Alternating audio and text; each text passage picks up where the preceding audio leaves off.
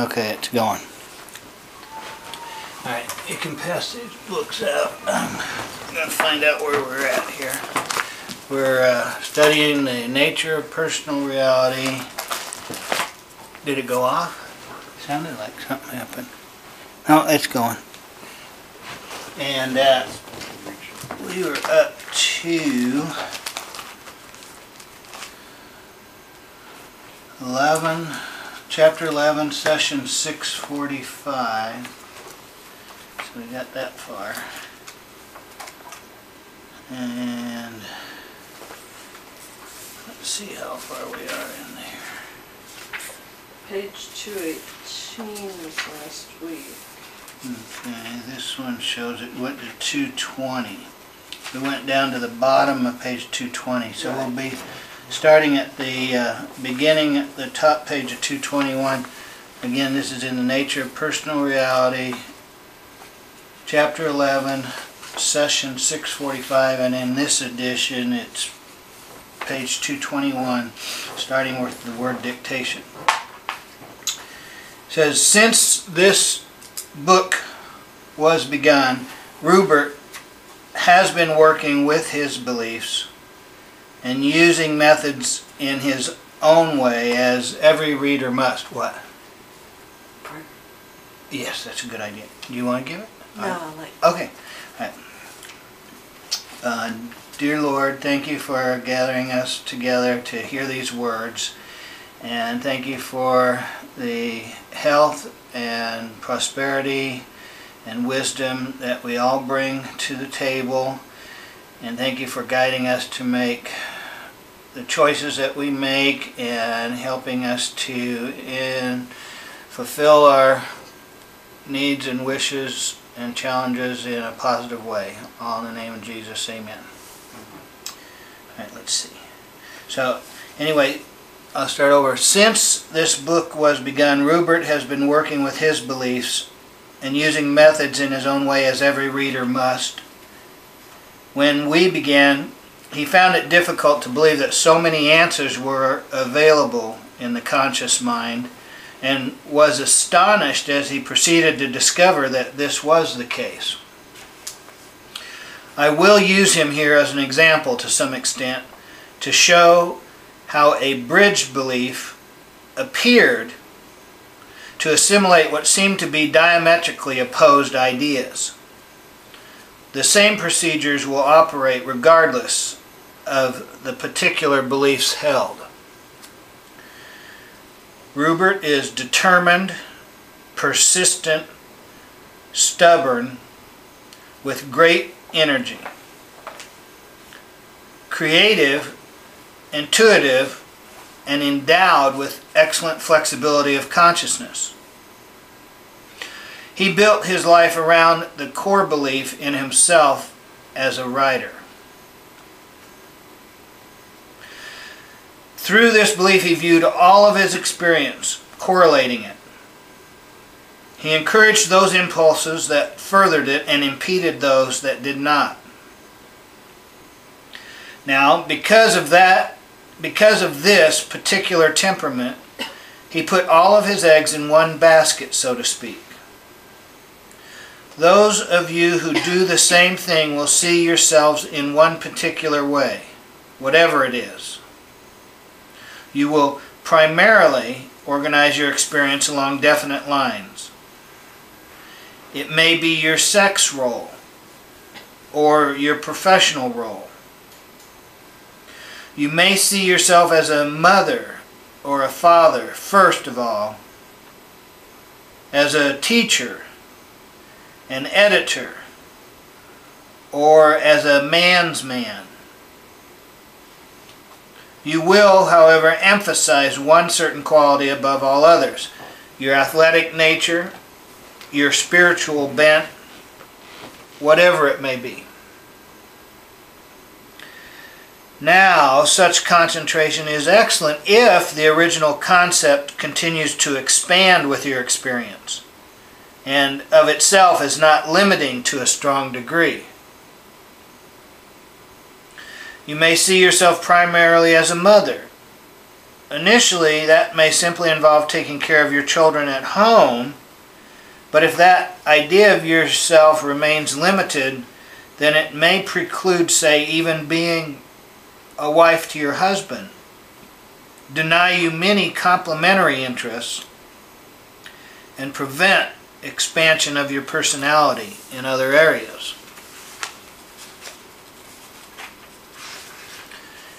In the same way, if your core belief stresses your spirituality to such an extent that it cuts off needed sensual expression, then it has become restrictive and will end up strangling even that spiritual experience that it was originally meant to express. As he worked with his beliefs, Rupert found himself in a position where he came face to face with two conflicting core beliefs. His, quote, writing self, unquote, followed one belief in which writing certain material was permissible and good. He had schooled himself to refute any opposing impulses and built his life along those lines from a young age. With the initiation of psychic experience, he found himself wanting to write about what happened to him and to use the material creatively. The previous beliefs in himself as a writer, however, clashed with these new urges because he did not consider anything but fiction as the work of a writer, except for poetry. He proceeded to make two divisions in his life. One, quote, psychic, unquote, and the other, quote, the writing self, unquote. The writing self looked askance at any creative material that did not come from the kinds of inspiration with which it was previously familiar. It insisted that other creative material come outside of Rupert's 5-hour writing day. These beliefs generated their own emotions, of course, so that Rupert would become angry when thought of as a psychic by others. The same kind of dilemma can arise in any reader's experience whenever two strongly conflicting core beliefs meet. Rupert also believed in his psychic work, you see, and was fully committed to it. He developed some physical symptoms, and following through with his beliefs, he is working them out on his own. He saw for himself how they perfectly mirrored his inner image of himself.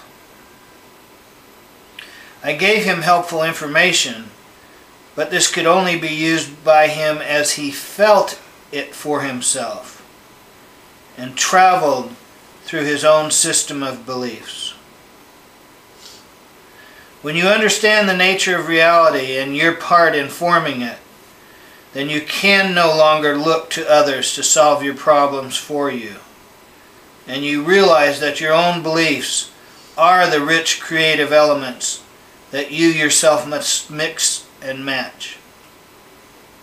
If you think that certain foods will help you, then they will be effective in that system because of your beliefs. If you believe in doctors, then they will help you. If you believe in healers, then they can help you. But all of those aids are only temporary at best. Rupert was in a position where he realized that. He accepted the fact that he formed his own reality and that there were physical aspects of it that disturbed him deeply. He also understood that he could not use me as a crutch. Dialogues is now a book, just completed, but it also represented a movement of the self through a question and answer format, through which Rupert recognized and faced many diverse beliefs. Each reader can utilize the same method, whether or not artistic achievement is also involved, through objectifying personal beliefs in a dialogue form. This also happens frequently in the dream state, when you allow your natural creativity so much freedom. Often there are dreams in which you are two separate people, either strangers or familiar, each asking questions of the other.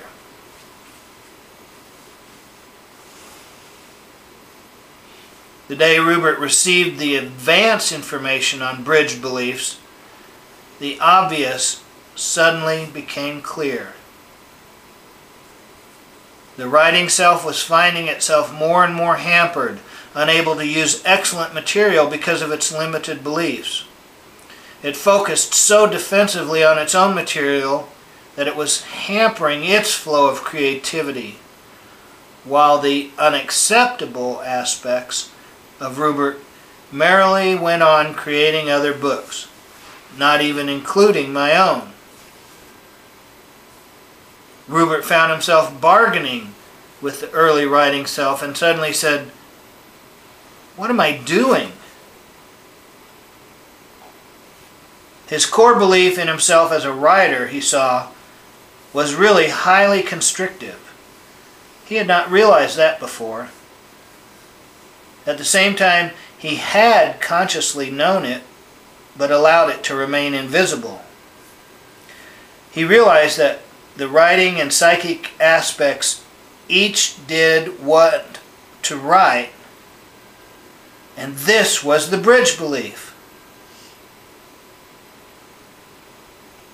He realized that the writing and psychic aspects each did want to write, and this was the bridge belief.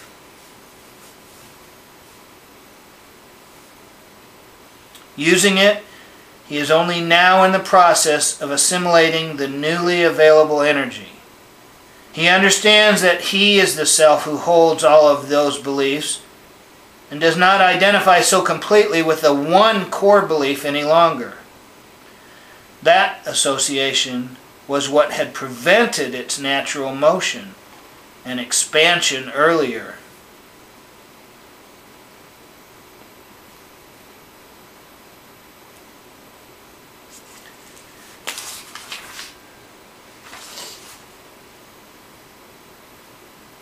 I'm going to stop there because we keep on going and going and going.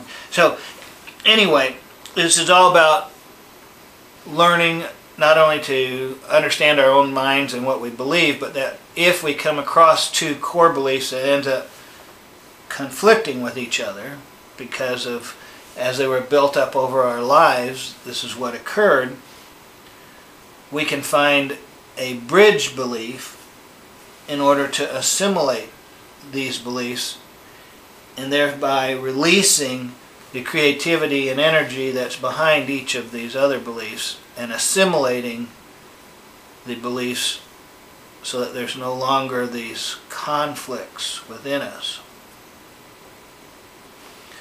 And the reason we would do this is why? Does anybody know? You do? Good. Well, I think to reduce stress. Right. And the deeper issue that I was looking at is because we created it in the first place by choosing those beliefs. And as hard as it is to admit, if you're one of these groups that I put you in, you'll see what I mean. If you're a Christian, it's hard to believe that you could also have Buddhist beliefs, okay? Or if you're a liberal, it would be hard to believe that you also have conservative beliefs. However, you can. So eventually those are going to have to be assimilated, see? So the real question is, what will be your bridge belief in order for that to occur? One of the great, shall we say, conflicts playing out in today's societies across the world is what? Does anybody know what it is? One of the great conflicts of societies across the world. Religion versus technology? That might even be bigger. I hope not, but that might be it. I was going to say Christianity versus Islam right now.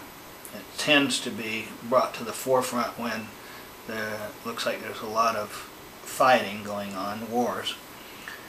Right, so they just need to find a bridge belief. Of course, which the bridge belief is so obvious to people, even atheists, and that is the belief in God. Right? Right. And then you would try to see, well, how could you bridge atheism with theism, you see? And the whole point, really, isn't necessarily to solve all the problems of the world, but definitely to try to solve your own conflicts when you have these manifesting in, shall we say, physical ailments or symptoms or problems, conflicts or challenges that are just very stressful. Anyway, as you explore your own beliefs, it's a adventure. It leads to wonderful discoveries. Particularly when you open up the dreaming world, you realize that you've opened up the door to basically what one of the names of one of Jane's books is called Adventures in Consciousness. And it's a very good title, because that is the wave of the future, is Adventures in Consciousness. All right, let's see if we can come up with a statement that summarizes up today's material. Well, I have a thought on that. All right. It seems that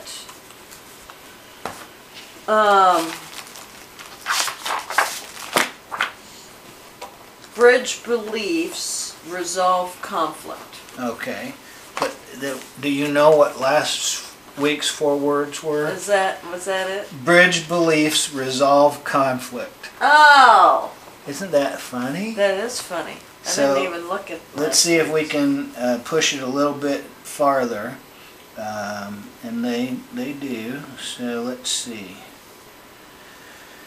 What was he trying to teach us? That contained within 2 of the conflicting core beliefs, you can find ways to release that energy behind each of them by finding a bridge belief. Bridge beliefs help us grow or Definitely. enable growth.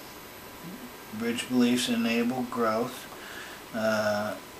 And that's a positive way of saying release stress, release energy, bridge beliefs, Promote growth. promote growth. I like that. I like that. I like that. Okay. Bridge beliefs promote growth. We both said it at the same time that we liked it. Jinx. Alright, one, two, you will like it. Will be a Coke. Alright. So let's have a closing prayer. I'll say that. Thank you, Lord, for bringing us together for a period of time for all of us to focus on these words, to gain wisdom and understanding, and may it help us grow and achieve greater value fulfillment today and throughout our lives. In the name of Jesus, amen. Amen. Harmfree. Sweet or You know, at dinner last night I realized I didn't say harm free.